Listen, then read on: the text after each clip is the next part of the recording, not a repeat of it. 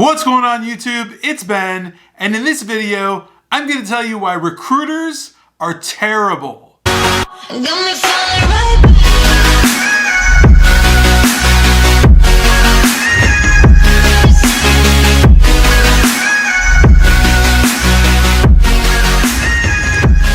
What's going on, everybody? My name is Ben Nader. I'm an entrepreneur. I run a recruiting agency as well as teach a mentorship program for startup recruiters that are looking to build a recruiting agency.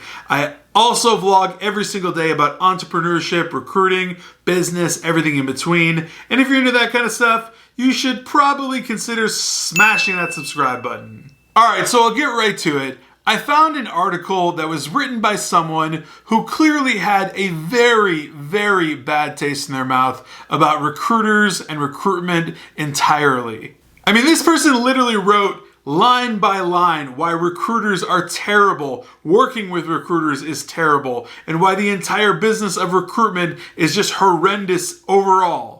So I thought it would be awesome to make a video basically dissecting this article and telling you every single thing that's incredibly wrong about it and what you should be doing right so that you're not accurately depicting what this person is saying. And I think this will be really, really helpful for you. So please watch from start to finish. So the first thing written in this article that's terrible about recruiters is that we write vague and general rewritten job descriptions. Listen, besides this just being an absurd concept, overall, good, solid recruiters give exact, clear, concise, specific job descriptions that literally mimic exactly what your client wants. If you're not doing that, then you are a horrible recruiter.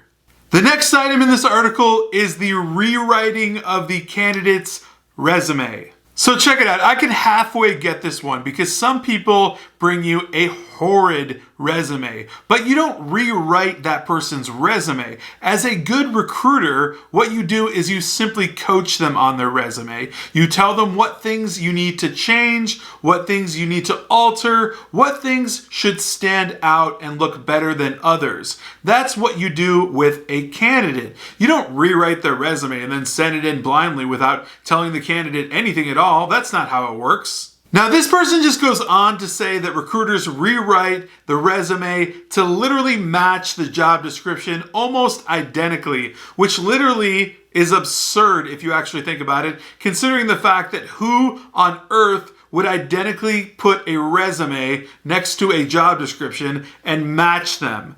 The hiring manager would literally look at it and say, "You're crazy. You obviously just copied my job description and I'm not hiring you." The next item this person is complaining about is a pre-interview at the recruiter's office. They go on about some mumbo jumbo about just to get you to sign some paperwork between you and the recruiter, something like a right to represent, which literally means nothing between you and the candidate. And after all, who wouldn't want to meet their candidate before they start sending them out to actual interviews? If you do that, I run a digital business, a recruiting agency where I do not meet people, and that works perfectly fine. But if you're in the business where you have an office, a pre-interview is an incredibly normal opportunity to meet your candidate and then send them out. The next item in this article that this person complains about is the unprompted blasting of your resume all over town.